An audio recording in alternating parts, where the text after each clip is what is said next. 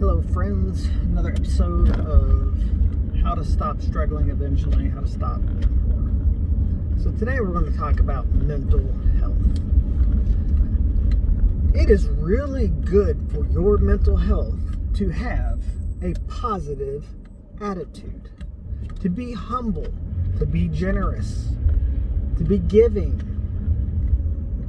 What do you mean being humble and generous? Like, I don't have anything. Well, I'm going to give you a story of something that happened to me. So this is the time I was in college. I was struggling. It wouldn't be much later from this point in my life that I would end up losing where I was living. And I would argue that it wasn't because of poor financial decisions. It was just kind of, you can't get a royal flush out of every hand you've been dealt in life. But you still got to play those cards. I digress. Bitterness and moping and feeling like everybody owes you something is going to drag you down in life. So I was working for this restaurant, and they had a policy at the end of the night that whatever bread was left over at the end of the night, you can take it home if you want. Right? So it was like the kind of free bread that they give you at the restaurant if you request it. As long as you weren't like baking bread on purpose so you could take it home, you could take home bread. So they don't want you to be a thief, right? Baking extra bread for the sake of taking it home would be theft. And so, at the end of the night, people divvy up the bread, and I have 2 loaves of bread. One for dinner that night, one for breakfast the next day.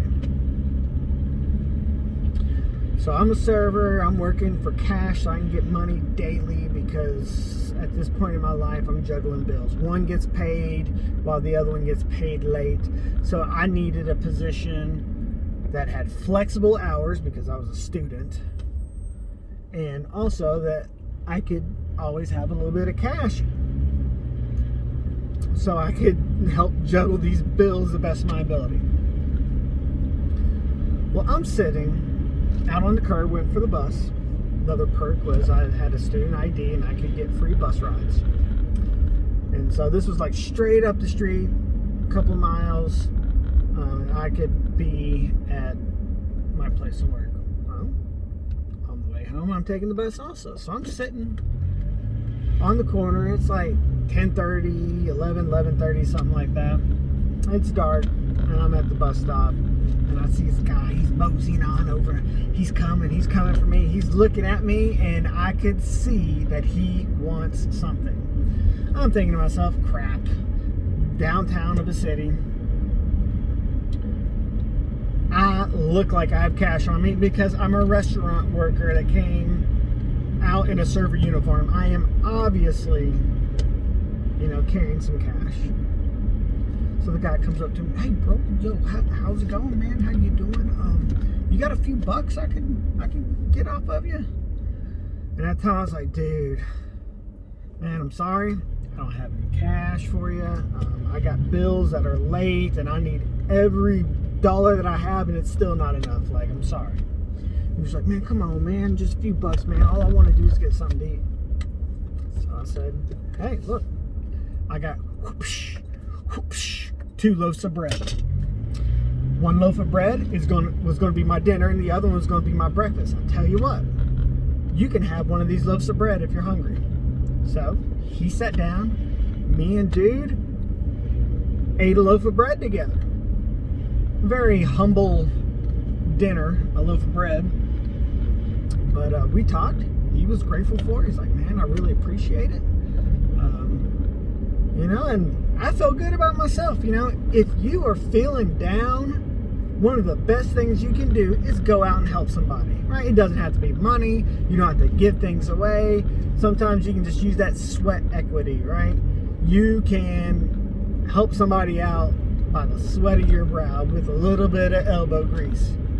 And it's really going to help you out. It's really going to affect you in a great way.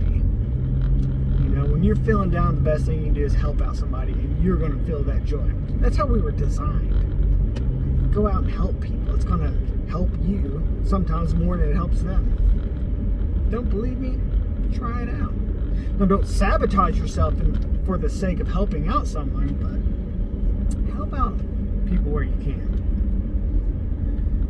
And so that's real good for your mental health.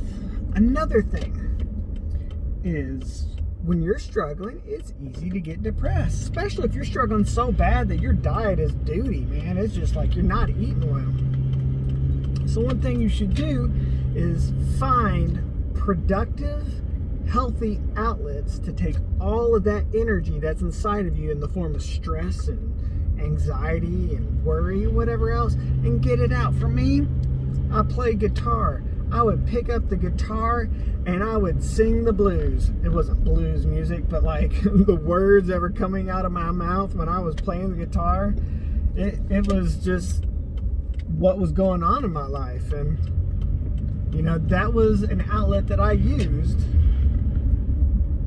to be able to get out all that stress. And you know what?